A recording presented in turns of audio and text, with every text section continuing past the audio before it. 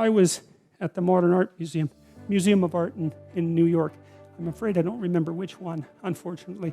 But I was in this amazing room. You know, it had all these priceless paintings from the late Renaissance hanging in it. You know, each painting worth, who knows, $1 billion maybe. They're priceless paintings. So the room it's a shrine, and it was full of people from all over the world who were looking at these paintings. You think, well, what the hell are these people doing coming to this room looking at these paintings? Like, what are they up to? One of them was a painting of the Assumption of Mary, right? Brilliantly composed. And there was all these people looking at it. And I thought, what are they doing? They don't know what that means. Like, why are they looking at that painting? Why is it in this room? Why does it cost $1 billion? Why is that painting worth so much? And the answer to that is, well, we don't really know. Like, it happened. They're sacred objects in some sense, and we gaze at them in ignorance and wonder. And the reason for that is that the unknown shines through the mattis and in partially articulated form. And so, well, that's the role of art. And that's the role of artists, you know? And real artists are contending with the unknown, right? And they're possessed by it. They have a personality trait, openness, that makes them do that. They can't even help it. And I've had lots of creative people in my clinical practice, and I can tell you the worst thing for creative people is to not be creative, because they just die. Because it's like maybe you're a tree with a few major branches, you know? That's your personality. So if you're extroverted, man, you can't be cut off from people because you just wither. And if you're agreeable, you have to be in an intimate relationship or you die, you know? And if you're conscientious, man, and you're unemployed, you're just going to eat yourself up because you have to have a duty and you have to carry a load because you just can't stand it otherwise. And open people have to be creative. They have to be, because otherwise they die. They don't have any vitality. And so they're cursed with the necessity of putting a foot out into the unknown and making sense of it. And then they're also cursed with the necessity of trying to make a living while they're doing that, which they can't, because you can't. It's almost impossible to monetize creative action, as many of you who are creative will no doubt find out.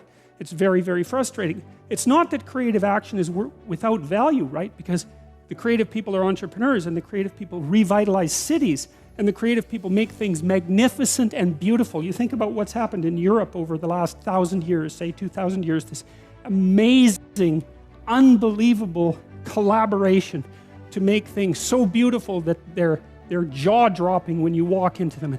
You think about the economic value of that, right? I mean, I think it's either France or Spain that's the most visited country in the world. It's one of those two. I think there's more tourists in France than there are people most of the time. And part of the reason for that is it's just so damn beautiful. You just can't stand it. And you think, what's the economic value of that? It's absolutely incalculable. And what's interesting too is that you build that beauty in, and then the farther away you get from it in time, the more valuable it becomes, right? Instead of decaying, it has exactly the opposite effect.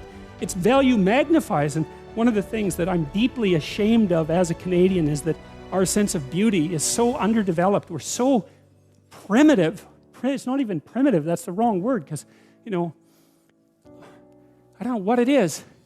It's second rate. It's second rate at least. It's terror too, because people are afraid of beauty. But the idea that art is...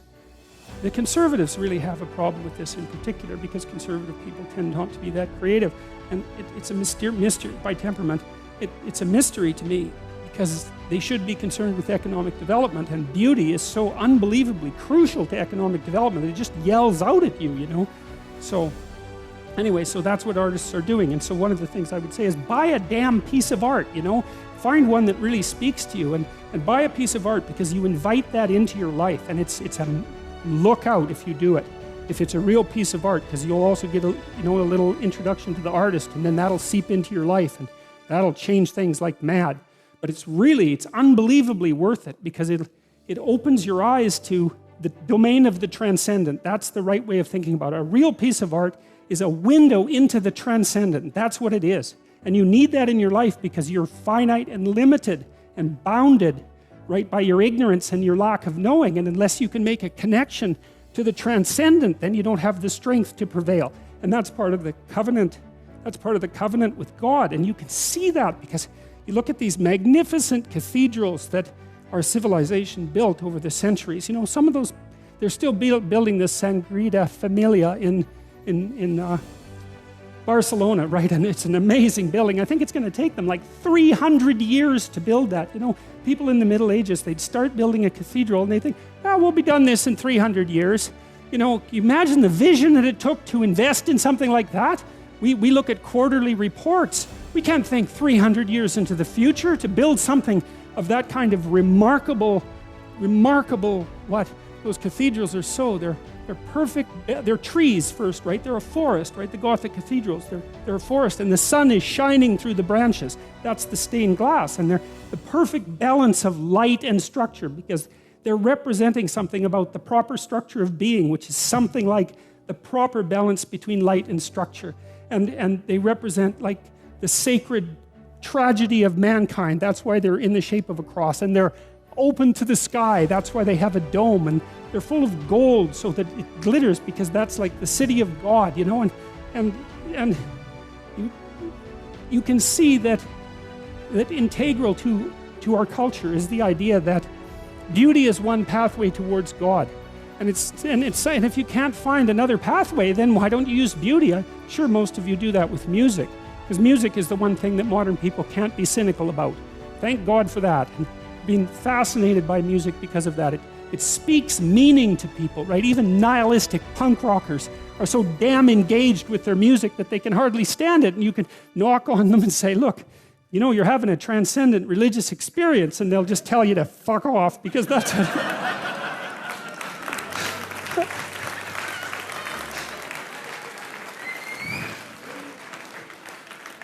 because that's what punk rockers have to do. But but that's still what's happening, you know. I mean, it's still what's happening. So, okay, so I got into all that because I was talking about the Bible as literature, you know, and trying to lay out, because we need in our culture to justify the arts, and you have to. I don't want to do that by talking about high culture, talking about something abstract and evanescent. That's the wrong way to go about it. This is vital. You know, like one of the things that's really interesting about the University of Toronto is that the one side of the campus where we are is beautiful, medieval cathedral, and the other side is god-awful factory. And you know, and the thing is, the attitude towards knowledge has paralleled that architectural transformation. You know, at one point, the humanities, let's say, were a sacred endeavor, and so was the art of being educated in the university, and that's turned into like mass factory, and that's reflected in the architecture. This isn't accidental. None of this happens by random chance, you know. It's not like there's a conspiracy or anything, because there isn't, but that doesn't mean that these things aren't tangled together. And the loss of beauty in the universities is a catastrophe, because without that beauty, there's no call to higher being. You know, this is also why, you know, I've mentioned to people that they should clean up their rooms. That's become quite the internet meme. But I'm really serious about it, because it's really hard to do that. And I've been cleaning up my room, by the way, for about 4 months now, because my life was thrown into such a catastrophe, and also we were renovating. And so, but it isn't just that you clean it up, you also make it beautiful. And it's really hard to make something beautiful. And it's really worthwhile. And what's really cool is if you learn to make something beautiful, even one thing, if you could just make one thing in your life beautiful, then you've established a relationship with beauty. And then you can start to expand that relationship with beauty out into the world, like into other elements of your life. And that is so worthwhile. It's just incredibly, crazily worthwhile. And that's an invitation to the divine. You know, you have to be daring to do that. And people are terrified of it. People are terrified of color. They paint their walls beige. They're terrified of art. They buy some mass-produced thing because they don't want anybody laughing at them for their lack of taste. And they would get laughed at because they have no taste. But you have to, well, it's right, because what do you know, right? You have to develop it. And so you're going to stumble along and make mistakes to begin with. And you're going to show yourself, because if you buy, oh, I think this is pretty, and you know, somebody comes over and goes, hey, what's up with you? It's kind of hard on your self-esteem, but it's you're stumbling towards the right, you're stumbling towards the kingdom of God. That's what you're stumbling towards when you try to make an aesthetic decision and to put something in your life that's beautiful, and it's unbelievably worthwhile to do that. And you have to steer clear of the frauds and the con artists and all of that. And art is full of that, of course, because it's difficult to distinguish between the real thing and the fraud, but it's unbelievably worthwhile.